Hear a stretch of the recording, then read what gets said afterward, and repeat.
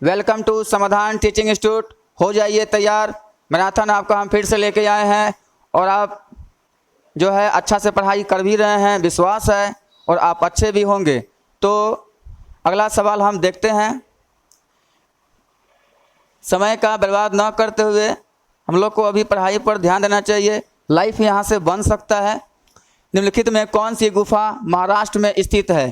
तो कन्हेरी की गुफा, अजंता की गुफा और एलोरा की गुफा, तीनों के तीनों कहाँ स्थित है? महाराष्ट्र में स्थित है। लेकिन कन्हेरी की गुफा किसके द्वारा बनाया गया था? तो ये बौद्धों के द्वारा बनाया गया था। ठीक। अजंता की गुफा किसके द्वारा बनाया गया था? इसमें बौद्ध भी थे और गुप्त। तो ये सब एग्जाम में पूछ देता है, तो देखिएगा ठीक से इसको। एलोरा की गुफा किसके द्वारा? तो बौद्धों के द्वारा बनाया गया था। इसको नोट कर लीजिएगा, अच्छा से इसको देखना है आपको सवाल को, और इसको कॉपी कलम में नोट कीजिएगा, नोट करके। ठीक है, तो अगला सवाल है आपका, निम्नलिखित अभिलेख में कौन सा सही है? तो अभिलेख जो हमारे पुरातात्विक मतलब पुरानी चीज़ की जो खुदाई हुई है, उसी से हमें इतिहास के, प्राचीन इतिहास के बारे में जानकारी मिलती है। तो मनुष्य ने सबसे पहले कौन से धातु का प्रयोग किया था? तांबे का। सबसे पहले कौन सा जानवर को पाला था? कुत्ता को सबसे पहले पाला था। और सबसे पहले कौन से औजार का प्रयोग किया था? तो वो किया था आपका कुल्हाड़ी का। ठीक है।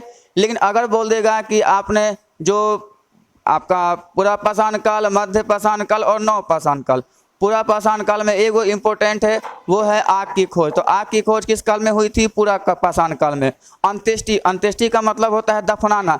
दफनाने की जो व्यवस्था शुरू हुई थी वो किस काल में हो गई थी? आपका मध्य पाषाण काल में। अच्छे ढंग से कृषि, चक्का का खोज, पहिया का खोज, रंगाई पोताई, ये सब जो खोज हुआ है वो है नव पाषाण काल में हुआ था। और गुफा में रहने का भी जो है वो है नव पाषाण काल में। अच्छे ढंग से व्यवस्थित ढंग से रहने का क्या है? नव पाषाण काल में है। तो निम्नलिखित अभिलेख में कौन सा आपका सही है? तो हाथी गुफा का संबंध, हाथी गुफा जो अभिलेख मिला हाथी गुफा है, ठीक है, वो है कलिंग नरेश खारवेल। तो कलिंग का आज आपका नाम क्या है? उड़ीसा। पहले हम कलिंग को प्राचीन इतिहास में अशोक के समय इसको क्या कहते थे? कलिंग कहते थे। और इसमें युद्ध भी हुआ था, कलिंग युद्ध हुआ था। ठीक है, तो कलिंग नरेश खारवेल का संबंध है। जूनागढ़ अभिलेख, जूनागढ़ अभिलेख ये संबंध किससे है? जो गुजरात में पड़ता है, ये है रुद्रदामन से है। और प्रयाग प्रशस्ति अभिलेख किससे है? समुद्रगुप्त। तो भारत का नेपोलियन किसे कहा जाता है? समुद्रगुप्त को कहा जाता है। भारत का नेपोलियन किसे कहा जाता है? नेपोलियन किसे कहा जाता है? समुद्रगुप्त को कहा जाता है। तो सभी के सभी आपका क्या है? सही है। फिर से सुन लीजिएगा, प्रयाग प्रशस्ति सुनने से ज़्यादा याद होता है। प्रयाग प्रशस्ति अभिलेख समुद्रगुप्त, जूनागढ़ अभिलेख रुद्रदामन और हाथी गुफा अभिलेख कलिंग नरेश खारवेल से संबंधित है। इनमें से सभी के सभी क्या है? सही है। अब कुछ हम अभिलेख के बारे में हम बताए हैं, इसको देख लीजिएगा, नोट कर लीजिएगा। ठीक है। अभिलेखों का अध्ययन क्या कहलाता है? एपिग्राफी। तो अभिलेख का अध्ययन क्या कहलाता है? एपिग्राफी। नालंदा विश्वविद्यालय की स्थापना किसने किया था? कुमारगुप्त प्रथम ने किया था। और कुमारगुप्त प्रथम ने कौन सी उपाधि धारण की थी? तो महाराजा धीराज की उपाधि धारण की थी। तो सबसे प्रथम शासक कौन था जिसने महाराजा धीराज की उपाधि धारण की? तो वो है कुमारगुप्त प्रथम। ठीक है, उपाधि धारण की थी कुमारगुप्त प्रथम ने। और इसने क्या शुरू किया था? गुप्त संवत। तो गुप्त संवत का ईस्वी हो जाएगा 319, 320 ईस्वी। तो दोनों में से कोई एक आंसर हो जाएगा, नहीं तो ऐसे भी देता है। और ये किसके उपलक्ष्य में किया था? तो ये उपलक्ष्य था राज्यारोहण। राज्यारोहण का मतलब अपने गद्दी पर बैठने के उपलक्ष्य में ये आपका संवत की शुरुआत किया था 319 20 ईस्वी, गुप्त संवत। गुप्त वंश का वास्तविक संस्थापक कौन था? तो ये है चंद्रगुप्त प्रथम। यहाँ मिस्टेक हो गया है, यहाँ पे काट के लिखिएगा चंद्रगुप्त प्रथम।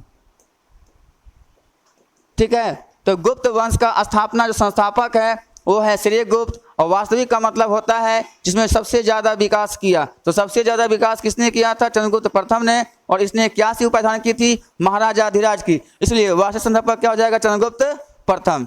नासिक अभिलेख का संबंध किससे है? गौतमी बलसरी, गौतमी बलसरी। ठीक है, और सातवाहन शासकों। ठीक है, तो गौतमी बलसरी किस शासक से था?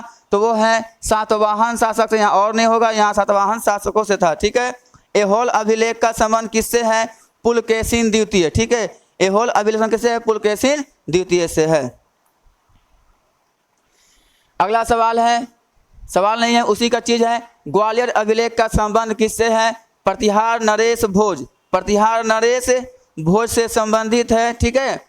कौन अभिलेख? ग्वालियर अभिलेख। अशोक का नाम प्रियदर्शी उल्लेख कहाँ मिलता है? मस्की। मस्की जो आंध्र प्रदेश में पड़ता है, और गुजरा, गुजरा कहाँ पड़ता है? मध्य प्रदेश में। तो मस्की और गुजरा अभिलेख से क्या मिला है उनका नाम? अशोक का नाम प्रियदर्शी। भित्री एवं जूनागढ़ अभिलेख का संबंध किससे है? स्कंदगुप्त। स्कंदगुप्त ने हुनों के आक्रमण को रोका था। तो हुनों के आक्रमण को किसने रोका था? स्कंदगुप्त ने रोका था। देवपारा का संबंध किससे है? बड़ी होगा। देवपारा संबंध किससे है? बंगाल शासक विजयसेन। बंगाल शासक विजयसेन। तो सेन वंश का संस्थापक कौन था?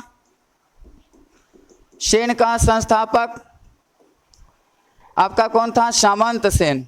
सामंत सेन। और सेन की राजधानी कहाँ थी? राजधानी लखनौती, या नहीं तो देता है नदिया। ये बंगाल में पड़ता है, लखनौती या नदिया।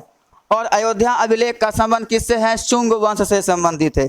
और एरन अभिलेख किस संबंधित है? भानुगुप्त से। और इसी में सती प्रथा का उल्लेख मिलता है। सती प्रथा क्या था? जब पति मर जाता था तो उसके साथ पत्नी को भी जलाया जाता था, यह है सती प्रथा। और सती प्रथा को किसने समाप्त किया था? लॉर्ड विलियम बेंटिंग 1829 में। और इसके सहयोग किसने किया था? राजा राम मोहन राय। इसको नोट कर लेना है। अगला सवाल है, अब ये सवाल आ गया तो कुछ हम डिटेल हम आपको दे दिए हैं इसमें। सर्वाधिक सोने के सिक्के किसने जारी किए थे? तो सबसे ज़्यादा सोने के सिक्के जारी किसने किए थे? आपके गुप्तों ने किए थे। लेकिन सबसे पहले किसने जारी किया था? तो सबसे पहले आपका जारी किया था हिंद यवन। सबसे पहले हिंद यवन ने जारी किया था। और शुद्ध सोने के सिक्के, शुद्ध सोने के सिक्के किसने जारी किया था? तो ये आपका कुषाणों ने। और सातवाहन ने कैसा सिक्का जारी किया था? सीसा का सिक्का। सीसा का सिक्का किसने जारी किया था? सातवाहनों ने किया था। और सातवाहन की भाषा क्या थी? राजकीय भाषा जो बोलते थे वो क्या थी? प्राकृत। और गुप्त की राजकीय भाषा क्या थी? संस्कृत। और गुप्त वंश में सर्वाधिक मंदिर बने हैं। तो मंदिरों का स्वर्ण काल किसे कहा जाता है? गुप्त काल को। और सातवाहन में क्या हुआ? स्थापत्य। कुषाण काल में क्या हुआ? स्थापत्य, यानी कि बहुत से स्ट्रक्चर बना है। तो स्थापत्य का स्वर्ण काल किसे कहते हैं? कुषाण काल को। और मंदिरों का स्वर्ण काल किसे कहते हैं? गुप्त काल को। तो इसको नोट कर लीजिएगा। अब है कुछ जानकारी दिया गया है गुप्त वंश के बारे में। तो गुप्त वंश का संस्थापक कौन था? श्रीगुप्त। लेकिन वास्तविक संस्थापक कौन था? चंद्रगुप्त प्रथम। सर्वाधिक मंदिर गुप्त काल में बना था। भाषा क्या था उसका? संस्कृत। और नालंदा विश्वविद्यालय की स्थापना किसने किया था? कुमारगुप्त प्रथम ने किया था। हिंद यवन ने सर्वप्रथम क्या किया था? सोने के सिक्के जारी किए थे। कुषाण ने सर्वाधिक शुद्ध सोने के सिक्के, सर्वाधिक शुद्ध सोने के सिक्के बोलेगा तो कुषाण मानना है। कनिष्क ने किसका स्थापना किया था? सिल्क मार्ग। सिल्क मार्ग क्या होता? चीन होते हुए पूरा मध्य यूरोप और आपका जो है एशिया आप जो है व्यापार कर सकते थे। तो सिल्क मार्ग का शुरुआत किसने किया था? कनिष्क ने। और शक संवत की शुरुआत किसने किया था? कनिष्क ने। और इसी के तहत हमारा राष्ट्रीय पंचांग चलता है। तो राष्ट्रीय पंचांग हमारा कब चालू हुआ है? 22 मार्च 1957 से आपका लागू है। इसमें क्या है? पहला महीना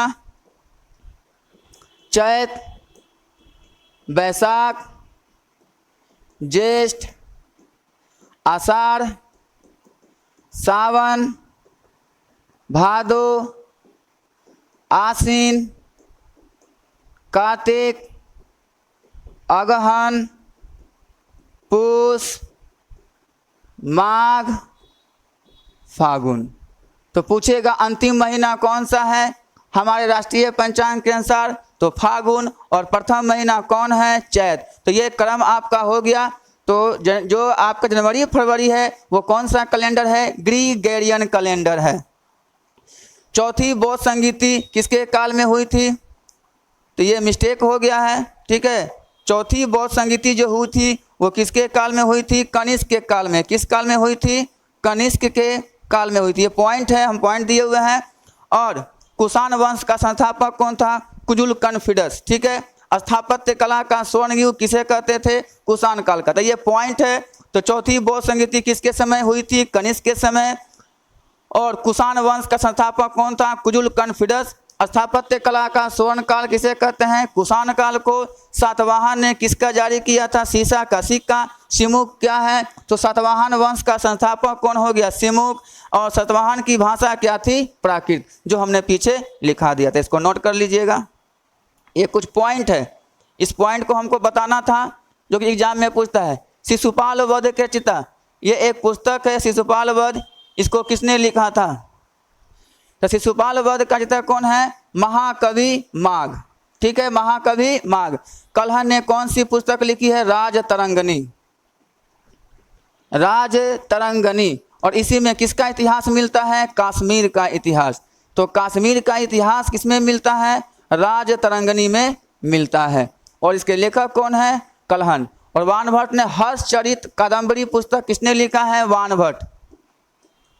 हर्षचरित कादम्बरी पुस्तक किसने लिखा है? वानभट्ट। और विशाख दत्त ने कौन सी पुस्तक लिखा है? मुद्रा राक्षस। मुद्रा राक्षस किसने लिखा है? विशाख दत्त। तो इसको नोट कर लीजिएगा। अगला आपका सवाल है, कुछ आपका पॉइंट है, इस पॉइंट को देखिएगा। ठीक है, तो विशाख दत्त ने कौन सी पुस्तक लिखा है? तो देखिए पुस्तक उधर पढ़िएगा। मुद्रा राक्षस देवी चंद्रगुप्तम किसने लिखा है? विशाख दत्त। मुद्रा राक्षस देवी चंद्रगुप्तम किसने लिखा है? विशाख दत्त ने। हर्षचरित और कादम्बरी किसने लिखा है? वानभट्ट ने। रामायण महर्षि वाल्मीकि ने। महाभारत वेद व्यास। अर्थशास्त्र चाणक्य। और जो चाणक्य जो पुस्तक लिखे थे वो अर्थशास्त्र, इसका संबंध किससे है? राजनीति से। कई बार एग्जाम में आ चुका है, लोग इसको इकोनॉमिक्स मार देते हैं। तो अर्थशास्त्र का संबंध किससे है? राजनीति। क्योंकि चंद्रगुप्त मौर्य का प्रधानमंत्री कौन था? चाणक्य। चाणक्य को ही क्या कहते हैं? कौटिल्य या विष्णुगुप्त। चाणक्य का क्या क्या नाम है? कौटिल्य या विष्णुगुप्त। चाणक्य को ही नंद वंश का शासक, अंतिम शासक घनानंद ने चुटकी पकड़ के बाहर निकाल दिया था। और ये प्रण किए थे, जब तक नंद वंश का मगध की गद्दी से हटा नहीं देंगे तब तक अपनी शिखा को नहीं बांधेंगे। तो इसके लिए उन्होंने ये प्रयत्न किया और प्रयत्न का पूरा किया। चंद्रगुप्त मौर्य को शासक बनाया और चंद्रगुप्त मौर्य मगध की गद्दी पर बैठा। चंद्रगुप्त मौर्य की राजधानी कहाँ थी? आपका पटना यानी पाटलिपुत्र। लेकिन उनका महल किसका था? लकड़ी का। और अर्थशास्त्र कितने अधिकरण में लिखा हुआ है? 15 अधिकरण में। इनका संबंध किससे है? राजनीति से। ऋतु संहारम, संहारम, मेघदूतम, कुमार संभवम, रघुवंशम, मालविकाग्नि मित्रम और विक्रमोवर्षियम। विक्रमोवर्षियम और अभिज्ञान शकुंतलम, ये सब पुस्तक किसने लिखा है? कालिदास। और इसलिए इन्हें क्या कहा जाता है? भारत का शेक्सपियर। भारत का शेक्सपियर। भारत का शेक्सपियर किन्हें कहा जाता है? कालिदास को। ठीक है, कौन कौन पुस्तक है? ऋतु संहारम, मेघदूतम, कुमार संभवम, रघुवंशम, मालविकाग्नि मित्रम, विक्रमोवर्षियम और अभिज्ञान शकुंतलम। ये किसने लिखा है? कालिदास ने। इसको नोट कर लीजिएगा आप लोग। अगला सवाल है, डाइमेकस किसके दरबार में आया था?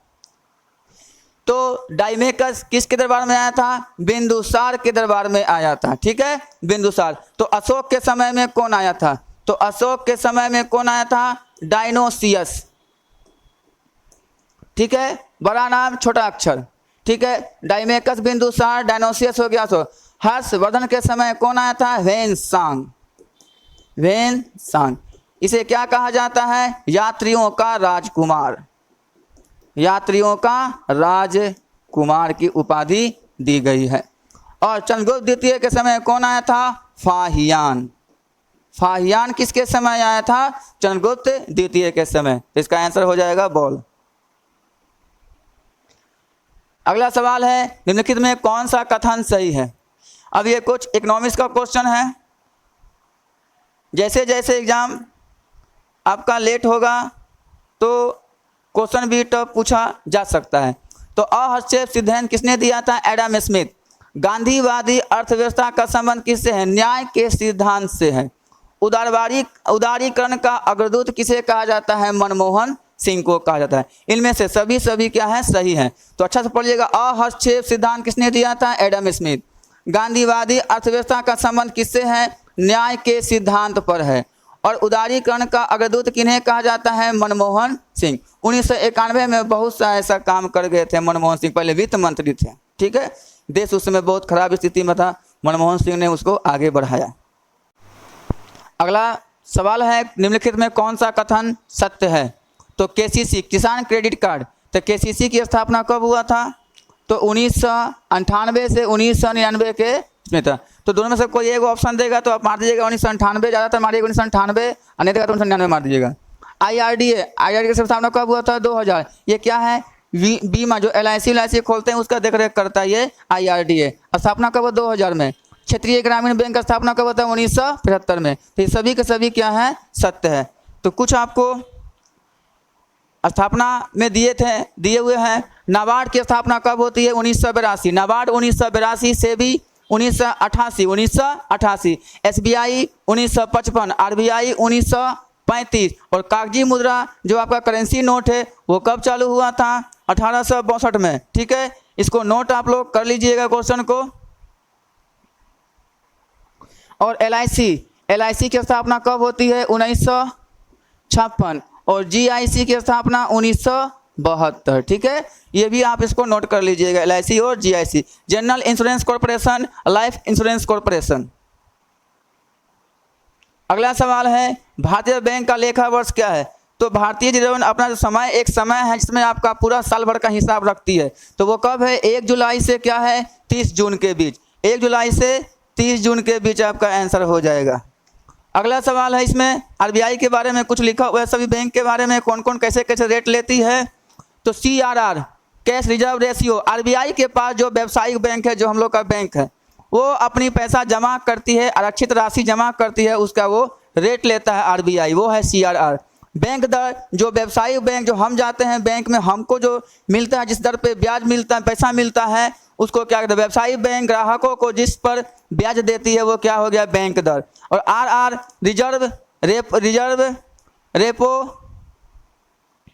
रिवर्स रेपो रेशियो, ये बैंक RBI को उधार देती है। तो ये जो बैंक है RBI को उधार देगी, तो ये जिस रेट पे देगी वो RR कहलाएगा। तो ये सभी के सभी क्या है? सत्य है। ये सभी के सभी क्या है? आपका आंसर हो जाएगा सत्य हो जाएगा।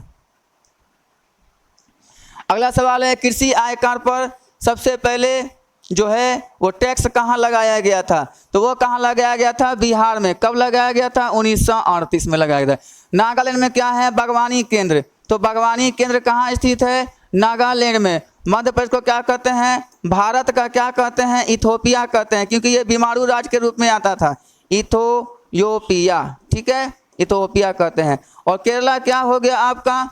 यहाँ पे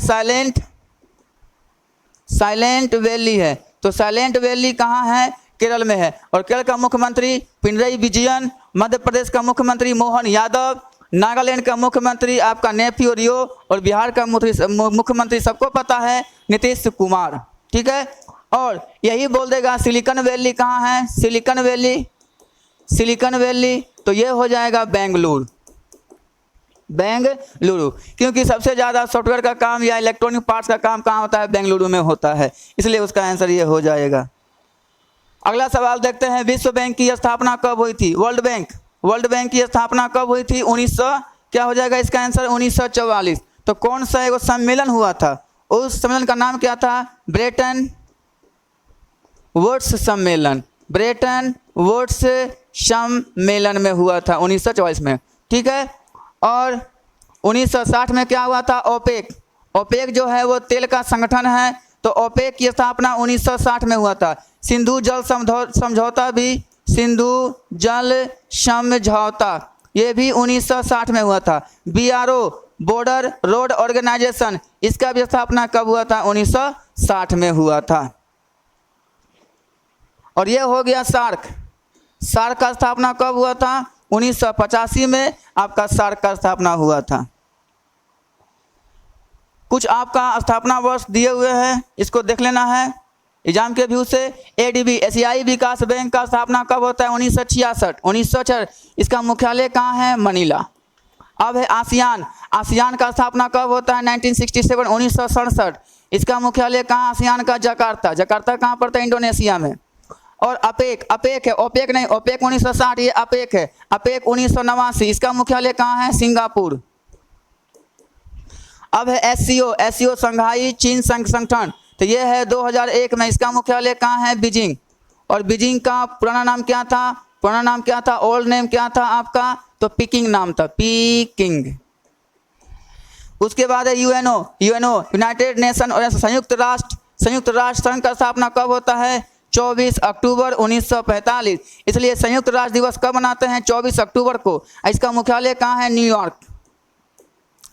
उसके बाद है G7। G7 स्थापना कब होता है? 1975। G15 कब होता है? 1989। और G20 कब होता है? 1999।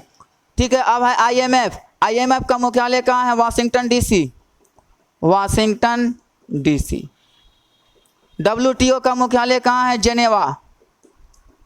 और फाओ का मुख्यालय कहाँ है? रोम। इन तीनों का स्थापना कब होता है? 1945।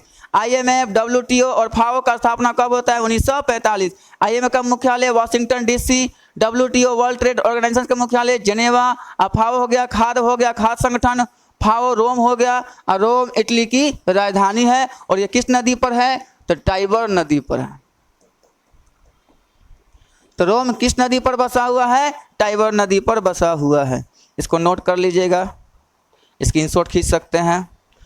अगला सवाल है ग्रीष्मकालीन ओलंपिक। तो ग्रीष्मकालीन ओलंपिक जो हुआ था वो 2024 कहाँ हुआ? तो 2024 कहाँ हुआ था? फ्रांस। इससे पहले जानते हैं तो 2020 में होना था, जापान में हुआ, लेकिन 2020 में न हुआ क्योंकि कोविड-19 चल रहा था। तो कोविड-19 के कारण स्थगित हो गया। वो हुआ कब? 2021 में, लेकिन कहाँ हुआ? जापान में हुआ। तो 2020 हर 4 साल पे होता है ओलंपिक, ग्रीष्मकालीन ओलंपिक। तो 24 20 4 कितना हो जाएगा? 24। 24 में कहाँ हुआ? फ्रांस में। 24 4 कितना होता है? 28। 28 में कहाँ होगा? USA। 28 4 कितना होता है? 32। 32 में कहाँ होगा? ऑस्ट्रेलिया प्रस्तावित है, हो भी सकता है। ठीक है, सबके बारे में बता दिया, इसको नोट कर लीजिएगा। अगला सवाल है, अब इसमें कुछ ओलंपिक की कुछ इंपॉर्टेंट बातें हैं, वो देखना है आपको। तो थीम, इसका उद्देश्य क्या था? Let's move and celebrate. Let's move and celebrate. वाक्य क्या था? Games wide open, games wide open. और शुभंकर क्या था? The fridge. वाक्य क्या था? बोलिए। Games wide open. थीम क्या था? Let's move and celebrate. और शुभंकर क्या था? The fridge. और ये क्रम, ये प्रथम ये हुआ चाइना, प्रथम अमेरिका, चाइना और जापान। फर्स्ट सेकेंड थर्ड याद रखना है, USA, चाइना और जापान। तो USA का ये ऊपर जो लिखा हुआ ये गोल्ड है, ये गोल्ड हो गया, ये सिल्वर हो गया और ये ब्रॉन्ज हो गया। इसको हिंदी में कहते हैं स्वर्ण, रजत और कांस्य। तो ये 3 प्रकार का प्रतियोगिता में मिलता है।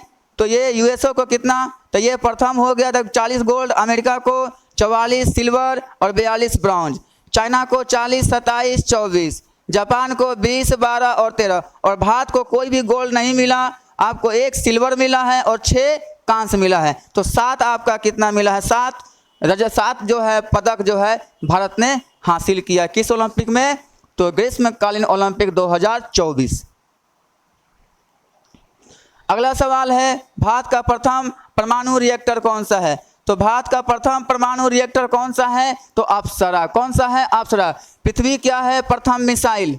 भारत की प्रथम मिसाइल का नाम क्या है? पृथ्वी। और मिसाइल मैन के नाम से किसे पुकारते हैं? APJ अब्दुल कलाम को। और इन्होंने कोई पुस्तक लिखा था APJ अब्दुल कलाम ने,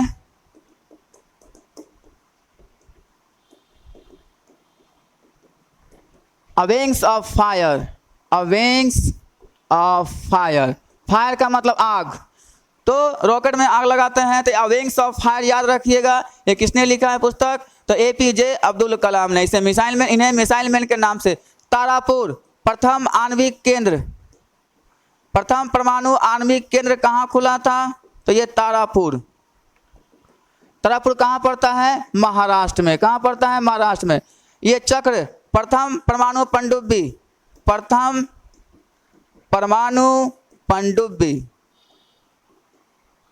प्रथम परमाणु पनडुब्बी INS चक्र, इसको नोट कर लीजिएगा।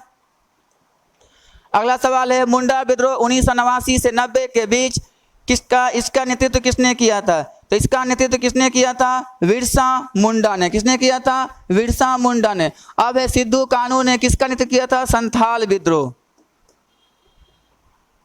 सिद्धू कान्हू ने किसका किया था? संथाल विद्रोह।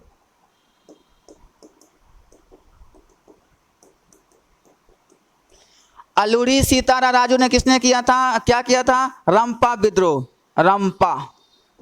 रंपा विद्रोह ये कहाँ हुआ था? आंध्र प्रदेश में। कहाँ हुआ था? आंध्र प्रदेश में। उसके बाद राजा जगन्नाथ ये किसका नेतृत्व किए थे? चुआर विद्रोह। उसके बाद बुद्धो भगत एवं गंगा नारायण ने क्या किया था? कोल विद्रोह का नेतृत्व किया था। कोल विद्रोह। और बिरसा मुंडा के बारे में जानते हैं, मुंडा विद्रोह। अगला सवाल है होयसल वंश की राजधानी क्या थी? तो होयसल वंश एक प्रकार की क्या थी? यादव वंश की क्या थी? शाखा थी। तो होयसल वंश राजधानी कहाँ था? द्वार समुद्र। क्या था? द्वार समुद्र। और हम इस सब राजधानी है, आगे कुछ राजधानी दिए हैं उसको नोट कर लीजिएगा। राजधानी लिखा हुआ है, कुछ ध्यान दीजिएगा इसमें। चोल वंश राजधानी कहाँ था? तंजौर। पल्लव का कांचीपुरम। राष्ट्रकूट का मान्यखेट। गंग वंश का कुबलाल। गढ़वाल वंश का वाराणसी। परवार वंश का धारा नगरी। और चौहान वंश का हो जाएगा अजमेर या अहिछत्र। अब पाल वंश का होगा मुंगेर। पांडे का हो जाएगा मदुरई। सोलंकी का हो जाएगा अनिलवार। कलचुरी का हो जाएगा त्रिपुरी। गुर्जर प्रतिहार का कन्नौज। फिर से रिपीट करते हैं, गुर्जर प्रतिहार कन्नौज, कलचुरी का राजधानी त्रिपुरी, सोलंकी का अनिलवार, पांडे का मदुरई। चोल का हो जाएगा तंजौर। पल्लव का कांचीपुरम। राष्ट्रकूट का मान्यखेट। गंग वंश का कुबलाल। गढ़वाल का वाराणसी। परमार का धारा नगरी। चौहान का अजमेर या अहिछत्र। और पाल का क्या हो जाएगा? मुंगेर आपका आंसर। इसको नोट कर लीजिएगा। अगला सवाल है बौद्धों का रामायण। बौद्धों का रामायण किसे कहते हैं? बुद्ध चरित। और बुद्ध चरित ने कौन सी पुस्तक, बुद्ध चरित को किसने लिखा है? तो वो अश्वघोष ने लिखा है। चरक ने कौन सा लिखा है? चरक संहिता। ये कनिष्क का दरबारी क्या था? ये दरबारी राज्यवैद था। तो कनिष्क के दरबार में 3 प्रमुख रहते थे, चरक, अश्वघोष और वसुमित्र। चरक, अश्वघोष और वसुमित्र। और विश्वामित्र क्या है? गायत्री मंत्र का जो है निर्माण किए हैं, गायत्री मंत्र। और ये ऋग्वेद के 3रे मंडल में चर्चा किया गया है गायत्री मंत्र का। और 4 वर्ण ब्राह्मण, क्षत्रिय, वैश्य और शूद्र का उल्लेख ऋग्वेद के 10वें मंडल में किया गया है। और ऋग्वेद के 9वां मंडल में देवता सोम का उल्लेख किया गया है। ठीक है, तो इसको देख लेना है। अगला है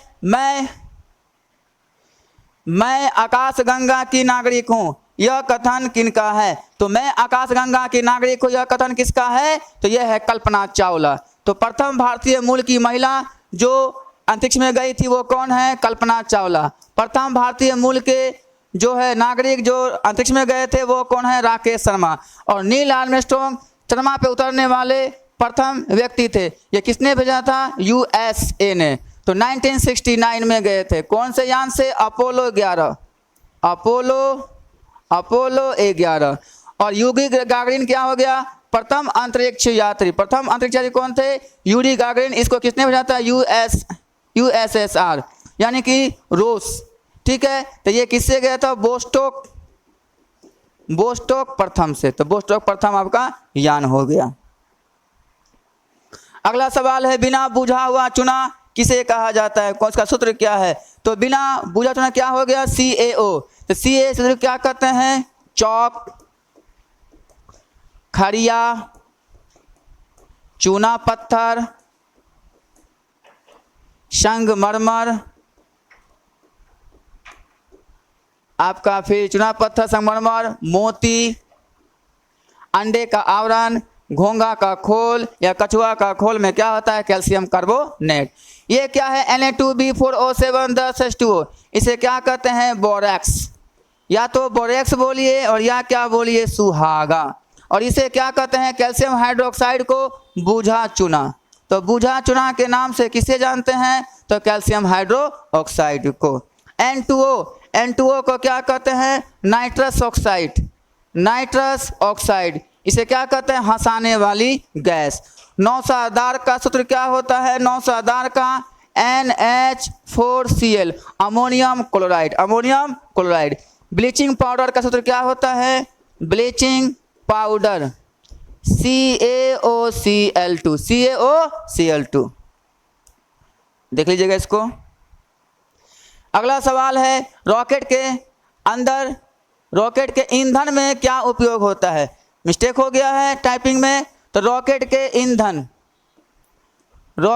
ईंधन में फ्यूल में क्या उपयोग होता है, तो द्रव्य हाइड्रोजन और द्रव्य ऑक्सीजन का प्रयोग किया जाता है। मीथेन कोयला की खदानों में क्या मिलता है आपको, मीथेन गैस। गोबर गैस में क्या मिलेगा, गोबर गैस। या बायोगैस में क्या मिलेगा, मीथेन मिलेगा। धान की खेत में क्या मिलेगा, मीथेन, धान की खेत।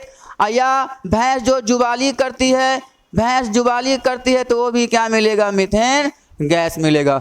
ऑक्सीजन और हीलियम, जो अस्पताल में हमें ऑक्सीजन मिलता है तो उसमें क्या होता है ऑक्सीजन और हीलियम। ये ऑक्सीजन, हीलियम और नाइट्रोजन ये गोताखोर जो पानी के अंदर जाता है, तो गोताखोर में क्या होता है ऑक्सीजन, हीलियम और नाइट्रोजन। नोट कर लीजिएगा इस क्वेश्चन को। अगला सवाल है तंबाकू में कौन सा नशीला पदार्थ पाया जाता है। एंटी टोबैको डे यानी कि तंबाकू निषेध दिवस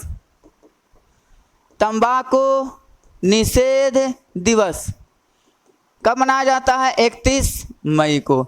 1 दिसंबर को क्या मनाया जाता है, एड्स दिवस मनाया जाता है, और ये भी सानों से होता है। तो तंबाकू में क्या पाया जाता है, निकोटिन पाया जाता है। कैफीन, चाय में क्या पाया जाता है, हानिकारक थीन। कॉफ़ी में क्या हानिकारक पाया जाता है, तो वो है कैफीन। और हीरोइन किस में पाया जाता है, अफीम। तो अफीम में कौन सा नशीला पदार्थ हो गया, हेरोइन। तो ये सब कुछ नशीले पदार्थ हैं। अगला सवाल है कुछ जो है दिवस के बारे में हमने लिखाया है, जो एग्जाम के व्यू से बहुत मेहनत लगा है आप लोग को कुछ क्वेश्चन बनाने में। ठीक है, तो 14 नवंबर को क्या मनाते हैं, विश्व मधुमेह दिवस। ठीक है, विश्व मधुमेह दिवस। 24 अक्टूबर को विश्व पोलियो दिवस। 16 अक्टूबर को क्या मनाते हैं, खाद्य दिवस मनाते हैं। 27 सितंबर को पर्यटन दिवस मनाया जाता है। 16 सितंबर को ओजोन दिवस मनाया जाता है। 8 सितंबर को साक्षरता दिवस मनाया जाता है। 31 मई को तंबाकू निषेध दिवस, और 1 दिसंबर को एड्स दिवस। 5 जून विश्व पर्यावरण दिवस। 11 जुलाई जनसंख्या दिवस। तो ये कुछ दिवस है इंपॉर्टेंट जो बराबर इस एग्जाम में आते रहता है। जो बराबर पूछता है वही पूछता है, बाकी कद्दू दिवस चप्पल दिवस याद मत कीजिएगा।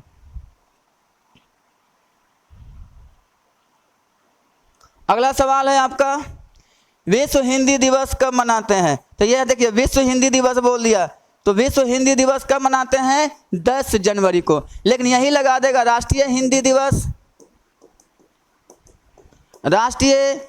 दिवस कब मनाया जाता है, 14 सितंबर को। 14 सितंबर को। 12 जनवरी को क्या मनाया जाता है, राष्ट्रीय युवा दिवस मनाया जाता है। 25 जनवरी को मतदाता दिवस मनाया जाता है।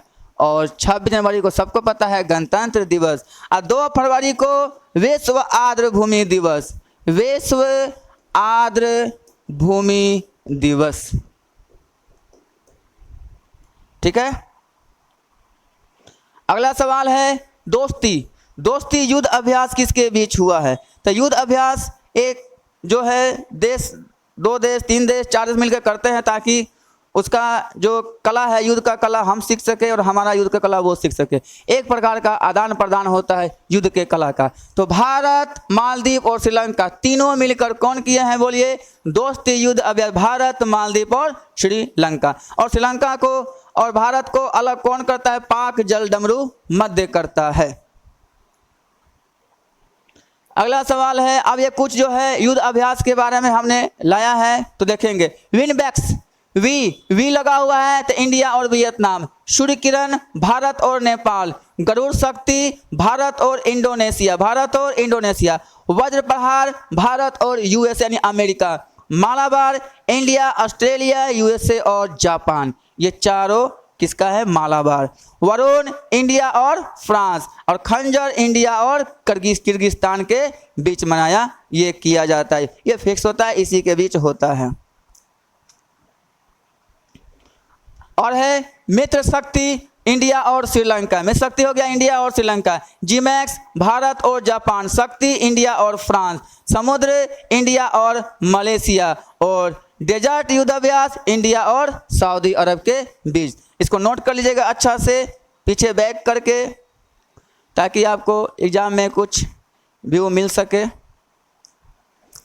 वर्तमान में शास्त्रीय भाषाओं की संख्या, शास्त्रीय भाषा पहले 6 थी और अभी वर्तमान में कितनी हो गई है? 11 हो गई है। तो 11 क्यों हो गया? 5 को जोड़ा गया। असामी, बंगाली, मराठी, असामी, बंगाली, मराठी और प्राकृत और पाली, प्राकृत और पाली। तो पहले 6 था और अभी कितना हो गया? तो वेद की संख्या कितनी है? टोटल वेद 4 है। वेदांग कितना है? तो वेदांग 6 है। उपनिषद कितना है? 108 है। पुराण कितना है? 18 है। ठीक है, तो ये सब है। और उत्तर प्रदेश से लगने वाले राज्य हो जाएगा 8 और केंद्र शासित 1 दिल्ली। समुद्र से सटने वाले भारतीय राज्य 9 हो जाएगा। अक्रिय गैसों की संख्या 6। अगला सवाल, हाँ देखिए आ गया, शास्त्रीय भाषाओं के नाम। तमिल, संस्कृत, तेलुगु, कन्नड़, मलयालम, ओडिसी ये पहले था।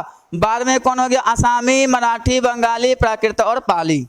और महावीर स्वामी ने जो उपदेश दिया था वो अर्धमगही भाषा में, ठीक। और गौतम बुद्ध जो उपदेश दिए थे वो पाली भाषा में, नोट करके रखिएगा। महावीर स्वामी अर्धमगही और गौतम बुद्ध पाली। अगला सवाल है, विश्व एशियाई खेल 2026 का आयोजन कहाँ किया है? विश्व एशियाई खेल है तो एशियाई खेल जो होता है वो 4 साल पे होता है, ठीक है। तो 26 में कहाँ होगा? नगोया। 26/4/2030 में दोहा कतर की राजधानी। 30/4/2034 में 2034 में रियाद। और 2038 में हो जाएगा स्कॉटलैंड। तो लगातार हमने दे दिया है ताकि आपको याद रहे, नगोया, दोहा, रियाद, स्कॉटलैंड। नगोया, दोहा, रियाद, स्कॉटलैंड। अगला सवाल है, तो ये कुछ है इसमें, देखे सवाल नहीं है, ये कुछ इसमें है, देखिएंगे। ICC one day cricket world cup 2027 जो होने वाला है वो कहाँ कहाँ होगा? साउथ अफ्रीका, जिम्बाब्वे और नामीबिया।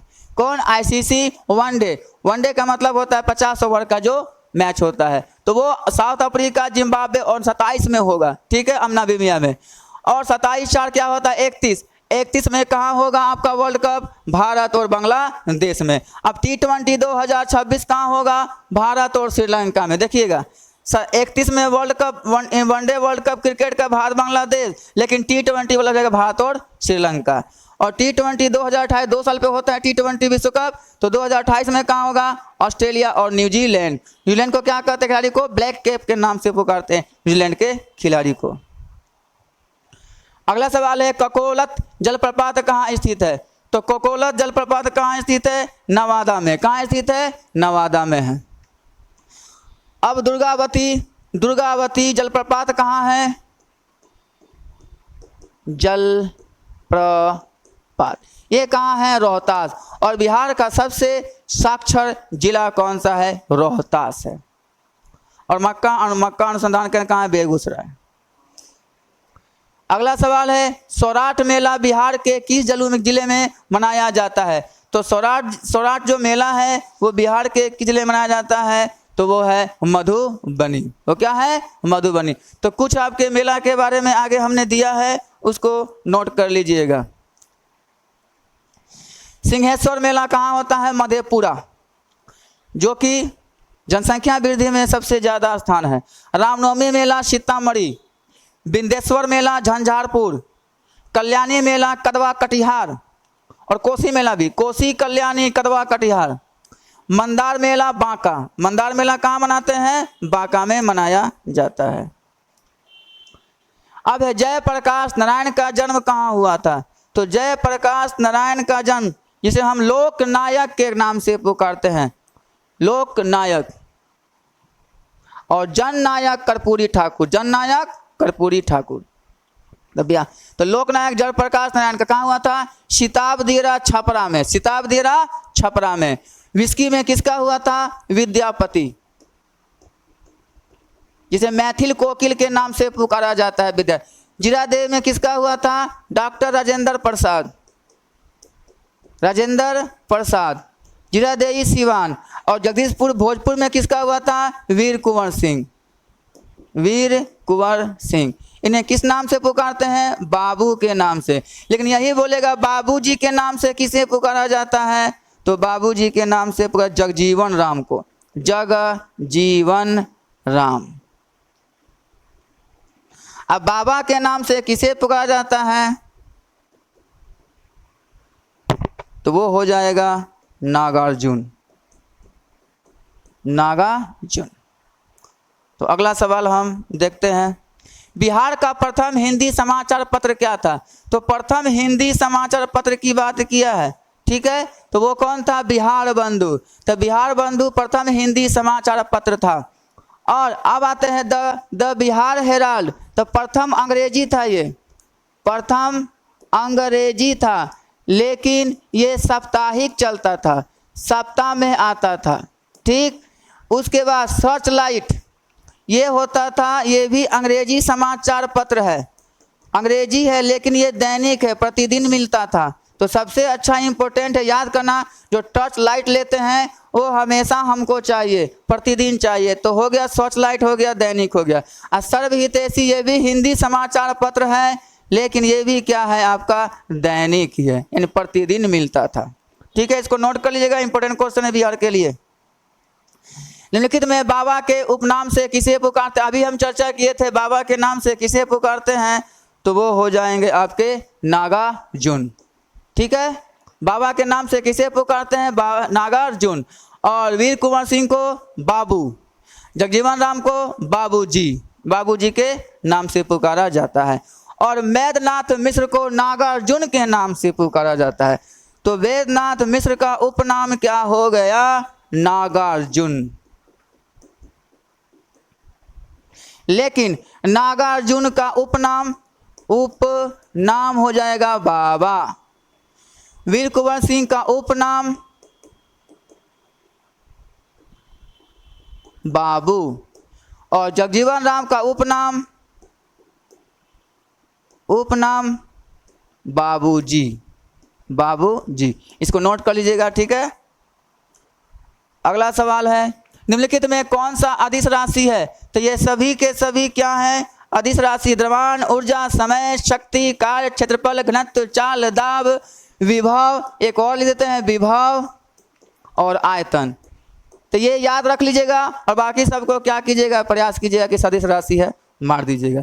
तो ऑप्शन से छाट करके द्रव्यमान, ऊर्जा, समय, शक्ति, कार्य, क्षेत्रफल, घनत्व, चाल, दाब, विभव, आयतन, सभी। तो इसका क्या हो जाएगा आंसर? सभी इसका आंसर हो जाएगा। अगला सवाल है, अब ये फिजिक्स का कुछ एक न्यूमेरिकल दिया हुआ है। एक पिंड विरामावस्था में 2 मीटर प्रति सेकेंड का स्क्वायर, यहाँ पे क्या हो जाएगा? सेकेंड, ठीक है। यहाँ पे सेकेंड का क्या हो जाएगा स्क्वायर? तो 2 मीटर प्रति सेकेंड के स्क्वायर से एक समान त्वरण से चलना शुरू करता है, तो 2 सेकेंड में पिंड के द्वारा तय की गई दूरी क्या होगा? तो एक थोड़ा सा फॉर्मूला याद रखिएगा, v बराबर क्या होता है? u plus A T. s बराबर क्या होता है? u t plus half A T का स्क्वायर। और v स्क्वायर बराबर क्या होता है? u square plus 2as। अब देखिए a जो लगा है, a त्वरण है, a जो है वो जमीन पे काम करता है, और ऊपर नीचे जो काम फेंकिएगा कोई वस्तु को वो g काम करेगा। तो नीचे आएगा तो प्लस g, और ऊपर जाएगा तो माइनस g। तो ये जमीन के ऊपर काम करता है, और ये a जो काम करता है वो जमीन पे काम करता है। v क्या हो गया? अंतिम वेग। u क्या हो गया प्रारंभिक वेग, a हो गया त्वरण, t हो गया समय।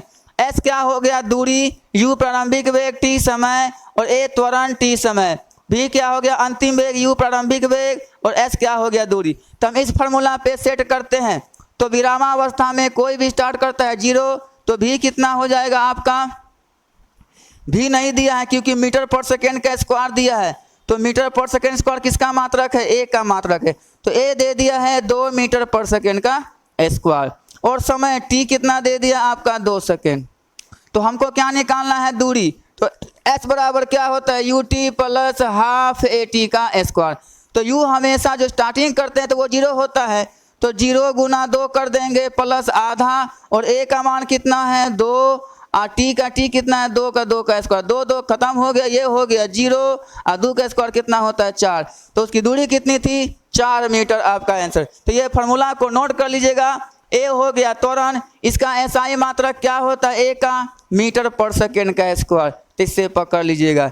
v क्या होगा मीटर पर सेकेंड होगा, u क्या होगा मीटर पर सेकेंड और कोई दूरी क्या होगा मीटर और कोई समय क्या होगा सेकेंड में यानी रहेगा। तो इस प्रकार से इस सवाल को देखा जाता है। देख लीजिएगा इसको ठीक से। अगला सवाल है अगर वस्तु का भार पृथ्वी पर 600 न्यूटन है। देखिए न्यूटन क्या होता है बल का SI मात्रक। तो बल एक प्रकार का भार है। कभी कभी आदमी फंस जाता है भार द्रव्यमान में। द्रव्यमान क्या होता है और भार क्या होता है। द्रव्यमान होता है जो कई प्रकार के पदार्थों से मिलकर एक वस्तु का निर्माण होता है, उसे हम द्रव्यमान कहते हैं। और उसका जो वेट होता है उसे हम भार कहते हैं। तो हमारा जो भार है वायुमंडलीय दाब के कारण है यहाँ पृथ्वी पर ज़्यादा। चंद्रमा पे कोई वायुमंडल नहीं है, बहुत नगण्य की बराबर है, इसलिए वहाँ पे हमारा वेट क्या हो जाएगा घट जाएगा। तो भार का SI मात्रक क्या होगा न्यूटन भी होता है और ठीक है, और किलोग्राम तो नहीं होता है। ठीक है, तो पृथ्वी पर कितना है 600। तो हमेशा चंद्रमा पे कितना 1/6 1/6 1/6 1/6। तो 600 का क्या कर देंगे 1/6 कर देंगे। तो कितना हो जाएगा वहाँ पे हमारा भार 100 kg आपका आंसर। kg दे या न्यूटन दे आप आंसर मार दीजिएगा। तो 1/6 ठीक है। अगला सवाल है C6 एक्सिस में मूलानुपात। अब मूलानुपात क्या होता है, सबको ही कॉमन निकालने आता है। कॉमन बोलिए कैसे निकालेंगे। तो हम ऐसा लिख सकते हैं, ऐसा लिख देते हैं। तो यही क्या कहलाया मेरा मूलानुपात, यही क्या कहलाया हमारा मूलानुपात। ये हो गई अणु की संख्या। तो इसका आंसर क्या हो जाएगा CH हो जाएगा। जैसे अगर देता है C2H6 तब बोलिए क्या कॉमन निकालें CH3 निकाल लें, इसको 2 से गुना करेंगे तो ये 6 हो जाएगा और ये 2 हो जाएगा। तो इसका मूलानुपात किसका हो जाएगा C2H6 का CH3। अब कहिएगा भैया H2O का मूलानुपात, इसमें कोई कॉमन नहीं निकलेगा, इसका मूलानुपात सेम टू सेम होगा H2O। जिसका कॉमन नहीं निकले वो वही का वही आंसर, जिसका कॉमन निकले लास्ट कॉमन लीजिएगा कि वो सिंगल से गुना करने पर वो पूर्णा चाहिए। तो इसको हम 6 से गुना करेंगे तो C6 हो जाएगा H6 हो जाएगा, इसलिए इसका मूलानुपात क्या हो जाएगा CH हो जाएगा। This is the right answer. अगला सवाल है H2SO4 का परमाणु भार। अब देखिए परमाणु भार तो आपको किसी भी कंडीशन में याद करना होगा। तो सबसे आसान तरीका हम लिखते जाते होता है 1 1, helium 2 4, lithium 3 7, beryllium 4 8, boron 5 11, carbon 6 12, nitrogen 7 14।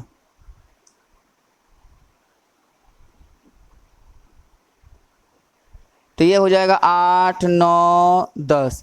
इसको हम घेर देते हैं ताकि इसका बताएंगे। 8 दूना 16, 18 1 19, 10 दूना 20। सोडियम 11,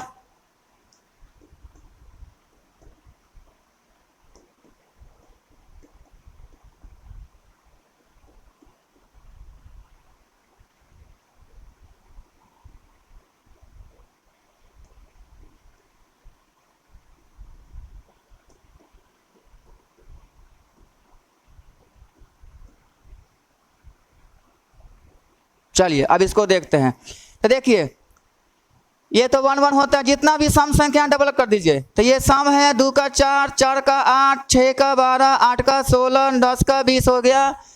अब देखिए 12 का क्या हो जाएगा 24, 14 का कितना हो जाएगा 28, 16 का कितना हो जाएगा 32, और ये तीनों का क्या हो जाएगा 40। इसका भी 40, इसका भी 40, इसका भी 40, आसपास लिया जाता है।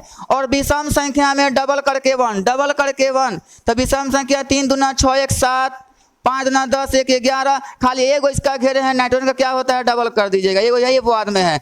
तो 9 दूना 18 1 19, अब 11 दूना 22 1 23, 13 दूना 26 1 27, अब 15 दूना 16 1 17। आसान तरीका में 17 दूना 34 1 35, लगभग 35.5 होता है, तो 35 और 36 लेके बना लीजिएगा, बन जाए लगभग 35 लेके बना लीजिएगा। तो ये आपका हाँ परमाणु भार लिखा दिए, और नीचे वाला परमाणु क्रमांक हो गया, अंतर न्यूट्रॉन की संख्या हो गया। अंतर न्यूट्रॉन की संख्या, परमाणु क्रमांक, परमाणु भार, अंतर न्यूट्रॉन की संख्या। तो ये हमने बताया कि क्लोरीन का हम कितना लेंगे 25.5 लेंगे या 35 लेंगे।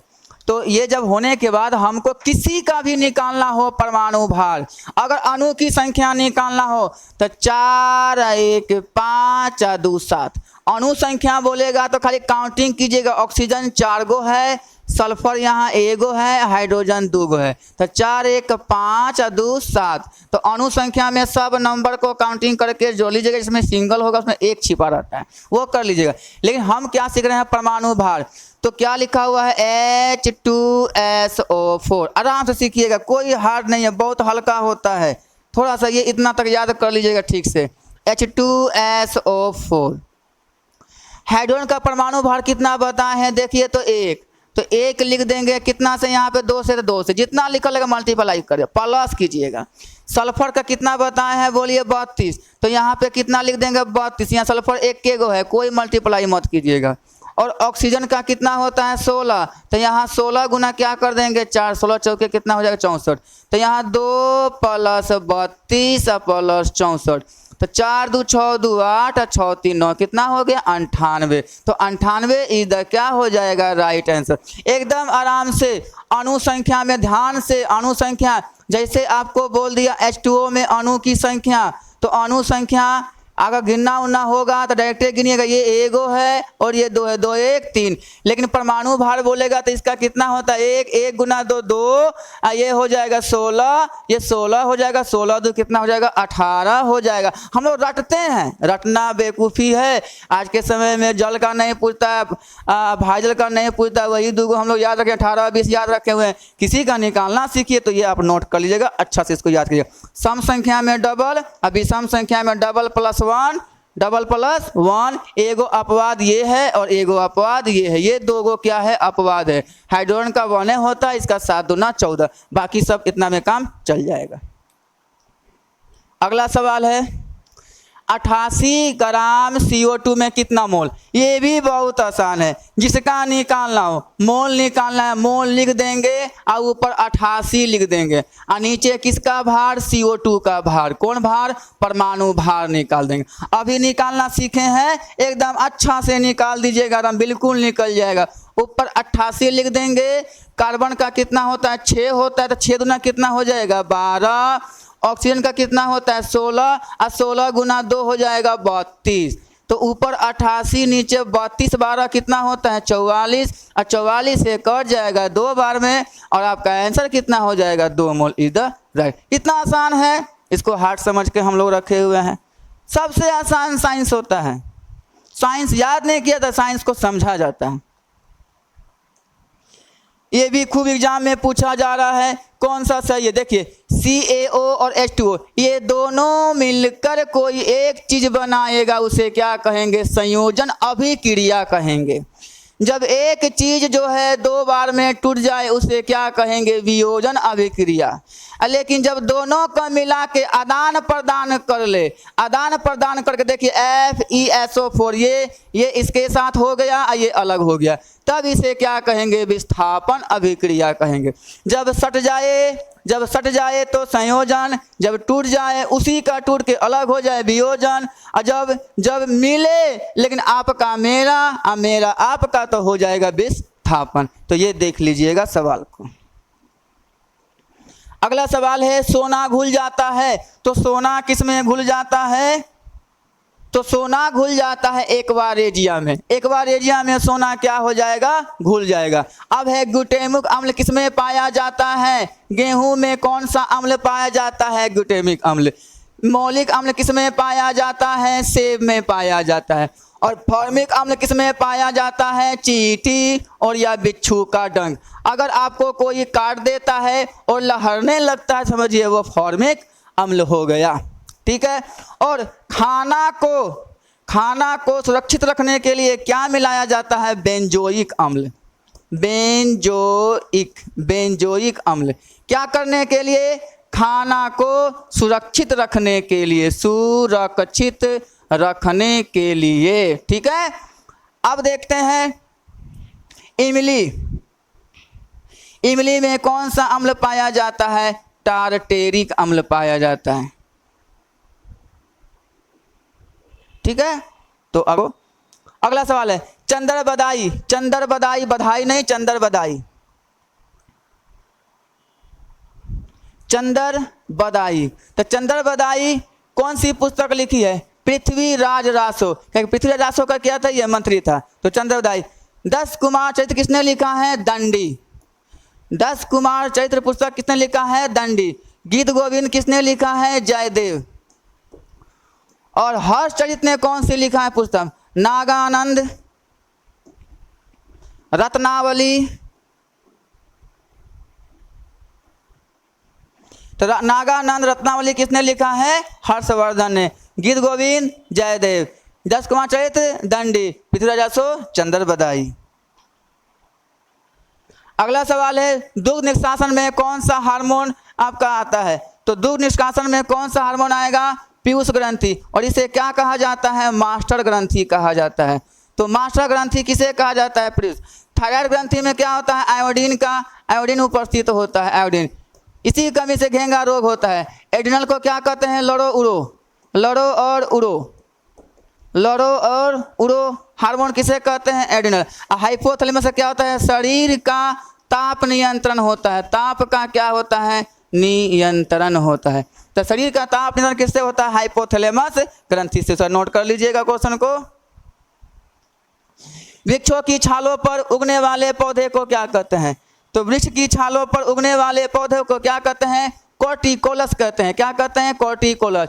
जीरोफाइटा कहाँ उगता है? मरुस्थल या मरुभूमि पर उगने वाले, यानी कि मरुस्थल में उगने वाले पौधे पर क्या कहते हैं? जीरोफाइटा। हेलोफाइटा कहाँ होता है? नमकीन इलाका, नमकीन समुद्र के तट वाले इलाका में उगने वाले पौधे को क्या कहते हैं? हेलोफाइटा। और लिथोफाइटा क्या हो गया? चट्टान पर उगने वाले पौधे को क्या कहते हैं? लिथोफाइटा कहा जाता है। अगला सवाल है जल में कैडमियम की अधिकता से कौन सा रोग होता है? तो जल में कैडमियम की अधिकता से कौन सा रोग होता है? इटाई रोग होता है। इटाई रोग होता है। मिनी माता, जल में क्या चला गया? पारा, तो कौन रोग होने की संभावना है? मिनी माता। ब्लू बेबी सिंड्रोम, जल में क्या आ गया? नाइट्रेट की मात्रा, तो कौन सा होगा? ब्लू बेबी सिंड्रोम, बच्चों में ज़्यादातर होता है। हाइड्रोफोबिया क्या हो गया? कुत्तों के काटने से होता है। कुत्तों के काटने से ये रोग होता है। और ये किससे होता है? वायरस से होता है। किससे होता है? वायरस से होता है। ये सब हमने लिखा दिया। अगला सवाल है दिल का दौरा पड़ने के पहले 1 घंटे को किस नाम से जानते हैं? तो 1 घंटे वाले को किस नाम से जानते हैं? तो गोल्डन आवर के नाम से जानते हैं। क्या कहते हैं इसे? Golden hour. अब ल्यूकेमिया क्या हो गया? आप एक खून में WBC, जिसे हम क्या कहते हैं? WBC को व्हाइट ब्लड सेल, ये प्रतिरक्षा प्रणाली है। कोई भी बाहर से रोग होगा तो यही हमको रोकता है। तो खून में WBC की मात्रा बढ़ गई, तो ये ल्यूकीमिया एक प्रकार का बढ़ गई। तो ल्यूकीमिया एक प्रकार क्या है? कैंसर रोग है। डायलिसिस, जब किडनी खराब हो गया तो किडनी का इलाज, किडनी को जो इलाज किया जाता है डायलिसिस विधि पर यह काम करता है। अब क्या है? यूरेमिया, आपका मूत्र में यूरिया की मात्रा बढ़ गया। मूत्र में क्या हो गया? यूरिया की मात्रा आपकी क्या हो गई? बढ़ गई। तो समझिए कौन सा रोग होगा? यूरेमिया कहा जाता है। इसको नोट कर लीजिएगा। क्वेश्चन बहुत बढ़िया क्वेश्चन सब लिखे हैं, बहुत छांट के लिखे हुए हैं, बहुत तरीका से क्वेश्चन को बताया जा रहा है। एक बार अगर इसको ठीक देख लीजिएगा तो बहुत सा क्वेश्चन आपका क्लियर हो जाएगा, क्योंकि आप भी बहुत पढ़े हैं तो इसमें बहुत काम आ जाएगा। रुधिर में मूत्र के रूप में अत्यधिक जल एवं नाइट्रोजनी अवशिष्ट पदार्थ उत्सर्जन करता है। तो ये है नाइट्रोजनी। तो नाइट्रोजनी पदार्थ उत्सर्जित कौन करता है? तो वो कौन करता है? किडनी करता है। कौन करता है? किडनी। फेफड़ा का काम क्या है? ऑक्सीजन का आदान प्रदान करना। और आंत क्या काम है? तो हमारे खाना का अंतिम पाचन किस में होता है? छोटी आंत में। और प्रोटीन का भी पाचन कहाँ होता है? आंत में होता है। और यकृत जानते हैं कि आपके शरीर की सबसे बड़ी ग्रंथि यकृत होता है। और शरीर की प्रयोगशाला कहते हैं। शरीर की प्रयोगशाला किसे कहा जाता है? यकृत को कहा जाता है, क्योंकि इसी में खाना जाता है। पहले यहीं पर रिएक्शन होगा, उसके बाद कहीं जाएगा। तो ये हो गया प्रयोगशाला। अगला सवाल है घरेलू गैसों में गैस रिसाव का पता। देखिए, कोई भी आपको सुगंध या दुर्गंध आ रही है तो किसके कारण? सल्फर। तो लहसुन में गंध आ रही है, सल्फर का यौगिक है। प्याज में गंध आ रही है, सल्फर का यौगिक है। तो ये गंध का पता, क्योंकि उसमें कोई गंधहीन होता है। अगर बोलेगा एलपीजी का जो है वो सुगंध कैसा होता है? तो गंधहीन होता है। उसको पता करने के लिए सल्फर का यौगिक मिलाया जाता है। किसका यौगिक? सल्फर का। उसका नाम क्या है? Ethyl mercaptan. और ये मिथाइल आइसोसाइनाइड क्या था? 3 दिसंबर 1884 को भोपाल गैस त्रासदी हुआ था। भोपाल गैस त्रासदी में MIC साइनेट यानी कि मिथाइल आइसोसाइनाइड जो है साइनेट होगा साइनेट क्या हो गया था? रिसाव हो गया था, जिससे बहुत से लोग दम घुट कर मर गए थे। और ये अल्फा क्लोरोएसिटोफेन क्या है? ये अश्रु गैस है। ये कौन सा गैस है? अश्रु गैस। यानी कि इसको जब छोड़ दिया जाएगा तो आंख में आंसू आने लगा। अब सिल्वर आयोडाइड क्या है? ये कृत्रिम वर्षा के लिए। वर्षा नहीं हो रही है तो कृत्रिम वर्षा के लिए आपका सिल्वर आयोडाइड या पोटेशियम आयोडाइड, ये दोनों सब मिला के प्रयोग किया जाता है। खाली सिल्वर आयोडाइड नहीं होगा, पोटेशियम आयोडाइड भी होगा। इसको नोट कर लीजिएगा। अगला सवाल है आवर्त सारणी में उपधातुओं की संख्या कितनी है? तो कुल कितनी उपधातु है आपका?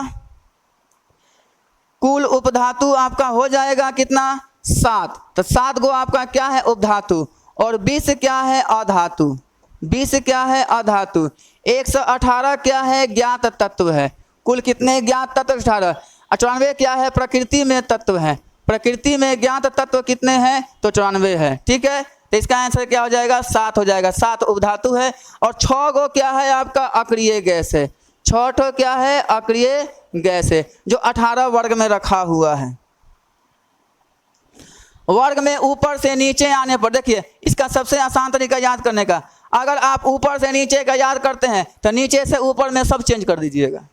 ऊपर से नीचे याद रखिए, ऊपर से नीचे, ऊपर से नीचे, ऊपर से नीचे, और नीचे से ऊपर होगा। सब चीज़ को यहाँ बढ़ती है तो घटती, घटती है तो बढ़ती, घटती है तो बढ़ती कर दीजिएगा। तो हम क्या करते हैं? ऊपर से नीचे। तो आवर्त सारणी में जब ऊपर से नीचे आते हैं तो परमाणु का आकार और विद्युत धनात्मकता क्या हो जाएगी? बढ़ जाएगी।